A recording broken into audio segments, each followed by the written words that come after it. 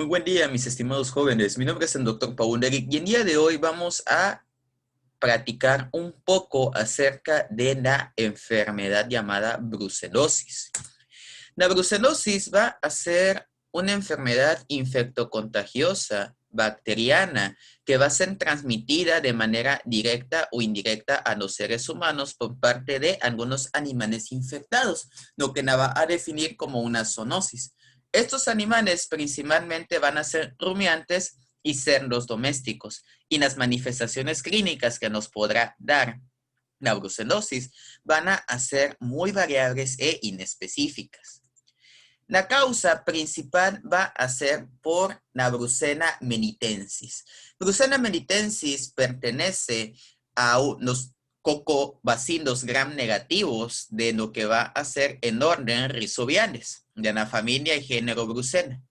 Van a ser estos cocos aerobios de crecimiento lento y van a tener una estructura muy similar a la de las enterobacterias. Taxonómicamente hablando, únicamente existe Brucella melitensis. Sin embargo, para intereses epidemiológicos, se ha diferenciado 6 tipos de Brucella, como Brucella abortus o Brucella canis. Estos subtipos se les hicieron estudios genéticos y se vio que tenían una similitud prácticamente del 95%. La diferencia que se encuentra y en por qué en epidemiología se siguen manejando esta clasificación es porque cada tipo va a tener como huésped a alguno de estos animales en específico, ¿sale? De tal manera que, por ejemplo, para Brucella melitensis como tal van a ser cabras y ovejas, para Brucella abortus van a ser vacas, para Brucella suis van a ser cerdos y así sucesivamente, ¿sale? ¿De qué manera es que el ser humano se puede llegar a contagiar? Bueno, primero que nada es importante decir que el hombre no forma parte natural del ciclo de vida de lo que va a ser la brucela, sino que éste la va a adquirir de manera accidental, es decir, va a ser un hospedador secundario. Y por lo general, este hospedador secundario no va a ser capaz de transmitir la enfermedad a otra persona. En teoría, lo podría hacer mediante vía sexual, placentaria o mediante lactancia materna. Sin embargo, en la práctica, este método de transmisión de persona a persona es excepcional y para fines clínicos de relevancia, la transmisión únicamente se da del animal a la persona y de manera accidental. ¿De qué manera se puede llegar a dar este inóculo de la bacteria? Puede ser mediante inoculación conjuntival, inhalación respiratoria, vía cutánea o la más frecuente en nuestro medio que va a ser la vía digestiva. Y es que si se tiene en algunos lugares aquí en México la costumbre de beber leche bronca, es decir, leche directamente de las ubres de la vaca a través de un recipiente, inmediatamente se bebe. Este tipo de práctica, cuando en animal, cuando en bovino tiene la infección por brucela, puede contagiar al hombre. Es por ello que la leche, antes de ingerirla, debe de pasar por un proceso donde se caliente y luego se enfría de manera sucesiva, que se conoce como la pasteurización. Cuando no se pasteuriza, eso puede implicar que los bacilos podrán estar dentro de la leche o los derivados lácteos también, derivados de la leche como en queso o en quesillo, que de igual manera no fueron pasteurizados debidamente, pueden conservar al bacilo brucela y este a su vez llegará a lo que va a ser mi vía digestiva y posteriormente ingresará al torrente sanguíneo. ¿Sale? Ahora, ¿cuáles van a ser los factores de riesgo para que yo contraiga la brucelosis? Primero que nada, viajar a un lugar donde se considera que hay casos de brucela. En México, lamentablemente, se considera una zona afectada, así que pues en este caso el viajar no va a tener como que tanta relevancia, todos estamos acá, así que ya todos tenemos ese factor. Va a tener una mayor frecuencia en varones y sobre todo en varones jóvenes entre los 30 y los 40 años. Otras zonas afectadas, además de México, van a ser el Oriente Próximo, la península de Arabia, Asia Central, India y Perú. ¿Sale? ¿Cuál es la patogenia de la brucelosis? Bueno, resulta que este cocobacilo va a ingresar al organismo, como yo les decía, ya sea por la vía respiratoria, por contacto con las mucosas contaminadas de ganado, o bien directamente por la vía digestiva, que va a ser la más frecuente en nuestro medio. Y una vez que ha ingresado a la vía digestiva, va ahora a atravesar la barrera de las mucosas y comenzar a invadir la sangre. Antes de llegar a la sangre, alcanzará ganglios regionales correspondientes donde invadirá al sistema fagocítico mononuclear de los órganos correspondientes, es decir, va a empezar a atacar a los macrófagos. Brucella va a tener la capacidad de dejarse fagocitar por ellos, pero una vez que se encuentre en el interior, va a evadir la función fagolisosómica, es decir, el fagosoma no se va a unir al lisosoma y por lo tanto Brucella va a continuar viable ahora dentro del citoplasma del macrófago.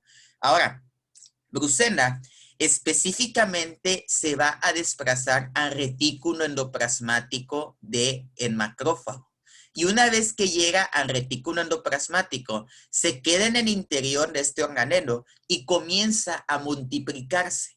Dado que se encuentra resguardada aquí, no va a ser alcanzada ni por los anticuerpos y muy difícilmente por los antibióticos que llegue a consumir en paciente, lo que explica por qué las enfermedades por Brucella tienden a ser persistentes y a causar recidivas y también a ocasionar cronicidad.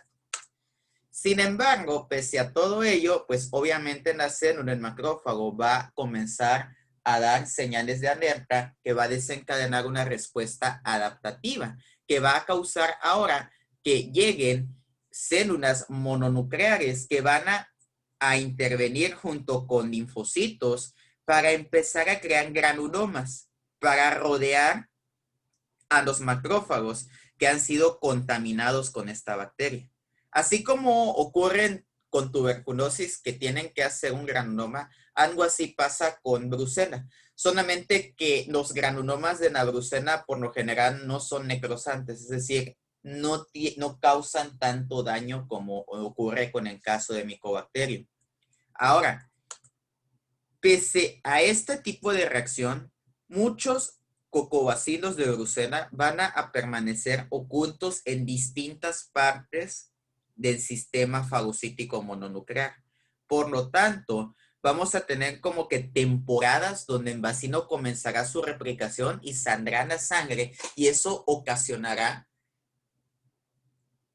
fiebre ondulante, que es, si bien no es muy frecuente, pero cuando tenemos un paciente con fiebre ondulante, sí es muy característico y siempre debemos de pensar que es por Brucella. Ahora, dado que este cocobacilo puede permanecer en la sangre tiempos indefinidos, porque está oculto dentro de los macrófagos, puede atacar gran variedad de órganos, ¿sabes?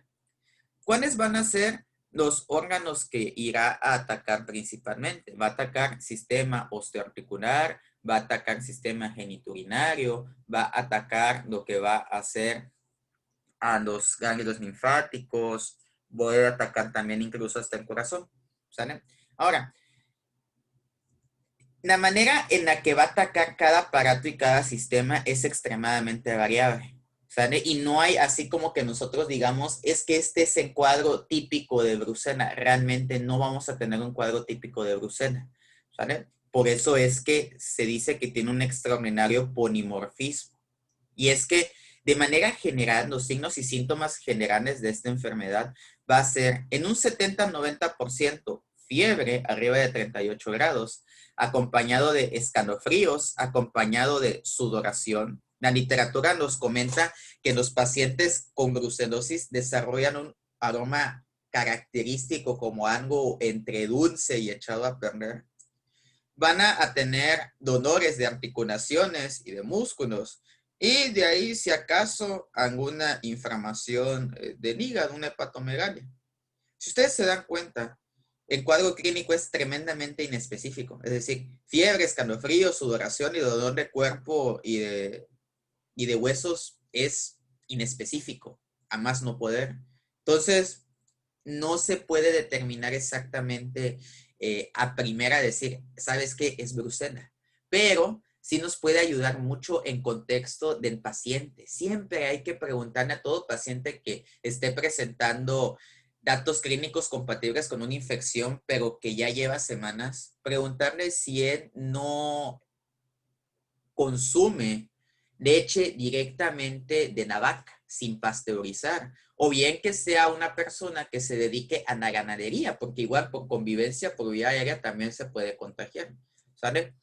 Ahora, ¿cuáles van a ser las, no es que sean las principales formas, sino como que en las que más debemos nosotros estar pendientes porque se pueden identificar de una manera relativamente más fácil? De todas, la osteoarticular. Y es que está tan repartida en la brucela en cada aparato y sistema que aunque la osteoarticular es la presentación más frecuente, únicamente va a estar en un 30-35% y va a predominar en la población joven. Brucela va a atacar principalmente lo que será el sistema musculoesquelético axial, ensañándose sobre todo en lo que va a ser la columna lumbar y el sacro. Va a caracterizarse por intenso dolor y limitación funcional de la región vertebral lumbar. Y si nosotros hacemos una resonancia magnética de la columna y vemos el patrón del daño, puede ayudarnos a sospechar que es por brucela, acompañado del antecedente del paciente. Ahora, neurobrucelosis. La neurobrucelosis va a ser menos frecuente que la presentación osteoarticular, llegando hasta el 10% de todos los casos. Se va a manifestar como una meningoencefalitis aguda o crónica que va a tener distintos datos de focalización. Los pacientes pueden decir que tienen debilidad en alguna extremidad, pueden comenzar a tener alteraciones de la sensibilidad o pueden empezar a desarrollar parálisis de pares craneales dependiendo de la distribución que tenga. Incluso algunos pacientes podrán desarrollar un síndrome de hipertensión intracraneal por hidrocefalia. En este caso, como la bacteria se encuentra concentrada en el sistema nervioso central, un estudio de líquidos cefalorraquídeo, principalmente una serología, nos va a ayudar bastante para poder hacer el diagnóstico. Otra presentación relativamente frecuente, sobre todo en varones, va a ser la geniturinaria, ¿sale? Que si bien va a aparecer en el 5% de los varones, en todo varón joven que presente orquitis y que ya le dimos tratamiento y que no respondió, nosotros deberemos de sospechar de brucela principalmente si tiene factor de riesgo de contacto con ganado o bien ingesta de leche sin pasteurizar. Por lo general, la orquitis va a ser unilateral, no va a estar asociada a atrofia o a esterilidad en el varón, ¿sale? Cuando ocurre en la mujer, puede tener mayor riesgo de aborto. Ahora, otras localizaciones mixtas que podemos tener es cardiovascular, que aunque sea menos del 2%, puede presentarse con una endocarditis grave. Hepática, en 30% de los pacientes va a tener alteraciones de las transaminasas. Puede afectar directamente la médula ósea de un 5 al 10%, llegando a presentar anemia o 15% con leucopenia. Y también en menos del 5% va a tener una presentación respiratoria en forma de infiltrados pulmonares causando neumonías atípicas. ¿Cómo va a ser el diagnóstico?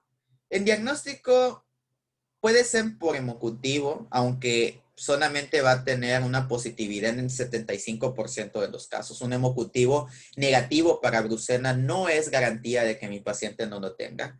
La PCR, la reacción en cadena de la polimerasa, no se tiene actualmente mucha experiencia con ella, dado que la brucela es una bacteria que es, pues, de ganado. Nosotros, los seres humanos, vamos a ser un huésped accidental y por lo tanto no está tan automatizado para seres humanos, al menos no en nuestro país. Por lo tanto, nuestra mejor herramienta diagnóstica van a ser las pruebas serológicas. De las pruebas serológicas vamos a buscar an anticuerpo frente al lipopolisacárido de la membrana externa de la brucela. En este caso, vamos a usar principalmente el método Rosa de Bengala, que va a detectar a los anticuerpos aglutinantes. Es decir, nosotros vamos a depositar Rosa de Bengala y si el Rosa de Bengala se escurre, es negativo. Quiere decir que no hay presencia de anticuerpos aglutinantes. Pero si es positivo, a la hora de poner nuestra gota de Rosa de Bengala, va a mantenerse en la gota aglutinada, porque hay presencia de anticuerpos aglutinantes. Por lo tanto, va a ser una prueba positiva. Los títulos que nos hacen sospechar de que el paciente tiene brucela van a ser arriba de 180, de 180 y 160, ¿sale? Si se acompaña de cuadro clínico sugestivo. En pacientes que son asintomáticos, este tipo de títulos puede llegar a estar relacionado más a infecciones que están dando una respuesta cruzada, principalmente con salmonelas, tifis y paratifis. Ahora, ¿cuál va a ser el tratamiento de la brucelosis? No podemos dar monoterapia. La monoterapia está destinada al fracaso. Lo mínimo que nosotros debemos de hacer es administrar 2 medicamentos simultáneamente, ¿sale? Y estos antibióticos van a ayudar a acortar el periodo de la enfermedad, pero la duración deberá de ser prolongada precisamente por la capacidad que tiene brucela de esconderse dentro del retículo endoplásmico, lo que limita mucho la capacidad que va a tener el antibiótico de poder penetrar, ¿sale? Ahora, vamos a tener 2 esquemas. Un esquema clásico, que actualmente no se usa ya tanto, y un esquema alternativo, que es el recomendado por la OMS. El esquema clásico nos dice que deberemos de usar una tetraciclina acompañada de un aminoglucósido intravenoso o intramuscular. En este caso, una tetraciclina más usada va a ser la doxiciclina, a dosis de 100 miligramos cada 12 horas vía oral durante 6 semanas, pero deberá de estar acompañada de un aminoglucósido. En este caso, en esquema nos recomienda usar streptomicina a dosis de 0.75 a 1 gramo al día, intravenoso o intramuscular, por 14 a 21 días. Como ustedes pueden ver, están recibiendo piquetes intramusculares diarios por 21 días. Va a condicionar que el paciente llegue a tener poco apego al tratamiento. Es por eso, y principalmente por los efectos que pueden llegar a tener los aminoglucósidos de ser ototóxicos y nefrotóxicos, que actualmente se usa el esquema alternativo, que va a ser con doxiciclina a la misma dosis por el mismo tiempo que en el esquema clásico, pero reemplazamos el aminoglucósido por la rifampicina a una dosis de 600 a 900 miligramos al día por la vía oral por el mismo tiempo que la doxiciclina. De esta manera, al ser la vía oral más cómoda y accesible, el paciente tiene mayor apego y además se ha visto en estudios que presenta una tasa bastante cercana a la del esquema clásico. Por lo tanto, aunque este esquema sea alternativo, es el que actualmente se usa con mayor frecuencia. Y bueno, jóvenes, de esta manera llegamos al final de nuestro video del día de hoy. Espero que les haya gustado este tema, que me hayan entendido y nos vemos en el siguiente. Hasta la próxima.